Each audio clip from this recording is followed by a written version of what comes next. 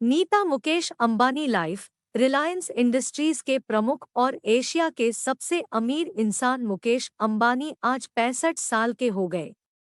भरे पूरे परिवार वाले मुकेश अंबानी के जीवन में उनकी पत्नी नीता अंबानी का साथ हमेशा रहा है। दोनों ने कई मुश्किलों का डटकर सामना किया, यहाँ तक कि दोनों के माता पिता बनने का सपना भी काफी कठिनाइयों के बाद पूरा हुआ।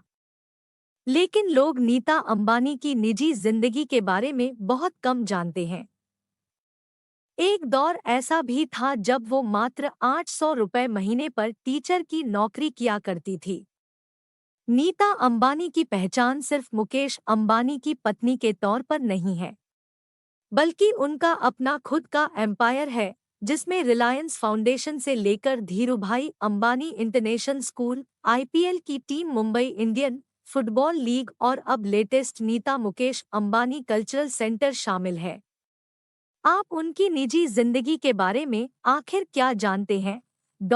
देश में नहीं जन्मे मुकेश अंबानी आज हैं भारत के सबसे बड़े कारोबारी। शादी के बाद की 800 रुपए की नौकरी। नीता अंबानी शादी से पहले नीता दलाल थी। गुजराती परिवार से आने वाली नीता अंबानी ने Narsee Monjee college of commerce and economics से बैचलर डिग्री की थी। नीता ने भरतनाट्यम की दीक्षा भी ली थी। उनका डांस देखकर ही धीरूभाई अंबानी ने उन्हें अपनी बहू बनाने का सपना देख लिया था। अंबानी परिवार जब नीता को देखने उनके घर पहुंचा तो उन्होंने मुकेश से शादी करने से पहले शर्त रख दी कि उन्हें काम करने से कोई नहीं रोकेगा। अंबानी परिवार ने उनकी बात मान ली। साल 1985 में मुकेश और नीता अंबानी की शादी हो गई। शादी के बाद करीब 1 साल तक नीता अंबानी ने एक स्कूल में टीचर की जॉब की। उनकी सैलरी महज 800 रुपए महीना होती थी।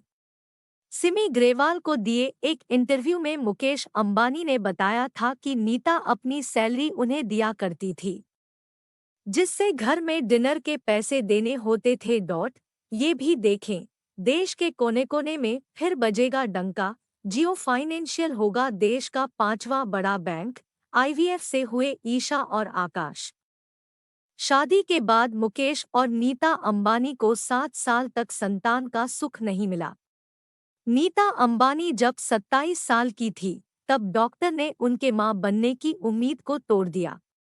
लेकिन उन्होंने हार नहीं मानी और बाद में आईवीएफ के माध्यम से वह जुड़वा बच्चे आकाश और ईशा की मां बनी। नीता अंबानी ने रिलायंस इंडस्ट्रीज को तब ज्वाइन किया जब कंपनी जामनगर में रिफाइनरी के अंदर एक टाउनशिप विकसित कर रही थी।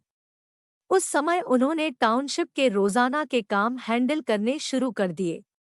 फिर साल 2003 में धीरूभाई अंबानी इंटरनेशनल स्कूल की स्थापना के साथ ही वह एक सफल बिजनेस वुमन और फिलेंथ्रेपी की लिस्ट में शामिल हो गई।